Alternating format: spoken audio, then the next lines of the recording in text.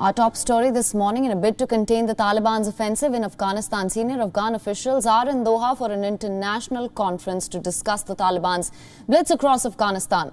Making sweeping gains, the Taliban has seized about two-thirds of the nation. Ahead of today's meeting, Taliban political office spokesperson Mohammad Naim said that they are ready if the Afghan government wants to go further down the political path and solve the problems through dialogue.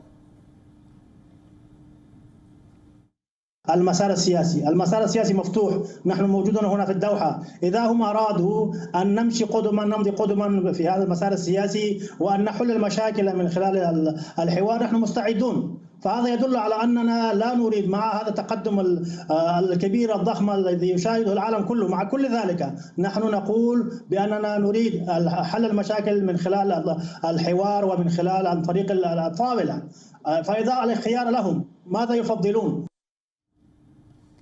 Amid the talks, Pakistani Prime Minister Imran Khan has reiterated the demands made by the Taliban earlier. Imran Khan has said that Taliban leaders will not negotiate with the Afghan government as long as Ashraf Ghani remains the president, further adding that a political settlement looks difficult under the current conditions. The Pakistani Prime Minister said he felt the Afghan government was now trying to convince the United States to come back and intervene again.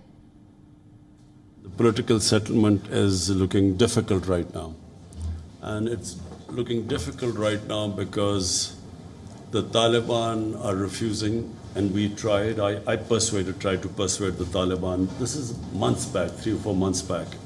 The Taliban senior leadership came here and we tried to persuade them to come to some sort of a political settlement.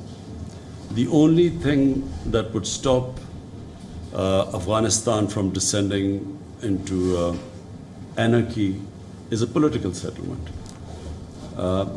But unfortunately, the Taliban, when they were here, they felt that they refused to talk to Ashraf Ghani. Their condition is that as long as Ashraf Ghani is there, we are not going to talk to the Afghan government. Violence in Afghanistan has spiked sharply as the insurgent group makes rapid territorial gains. A US defense official has warned that Taliban fighters could take over Kabul in 90 days, while the capital of Kabul itself has not been directly threatened in the rapid advances. The stunning speed of the offensive has raised questions like how long the Afghan government can maintain its control over the territory still under its power.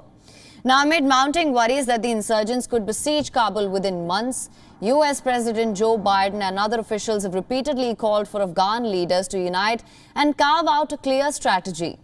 Considering the billions spent to train and equip the country's military for 2 decades, the failure of Afghan security forces to blunt the advance of the Taliban has left the United States officials deeply frustrated. The Pentagon has echoed Biden's words and has insisted that the fall of Kabul is not inevitable. It depends on the political and military leadership that the Afghans can muster to turn this around. No potential outcome has to be inevitable, including the fall of Kabul, which everybody seems to be reporting about. It doesn't have to be that way. And I think it's going to be, it really depends on the kind of political and military leadership that the Afghans can muster to turn this around. They have the capability, they have the capacity, and now it's really time to use those things. And WION correspondent Caroline Malone has more updates in this next report. Take a look.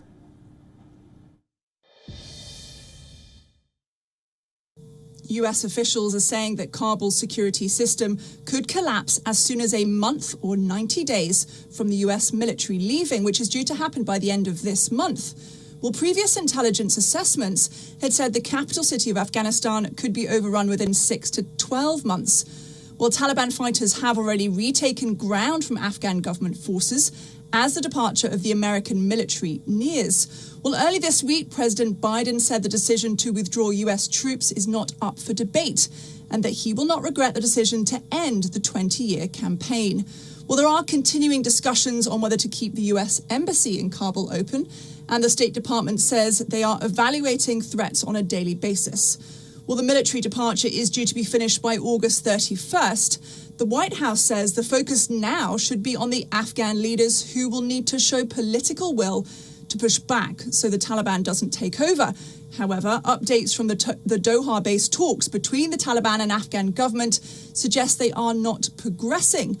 Well, the Afghan government has demanded a mediator to assess the seriousness of the Taliban's desire for peace.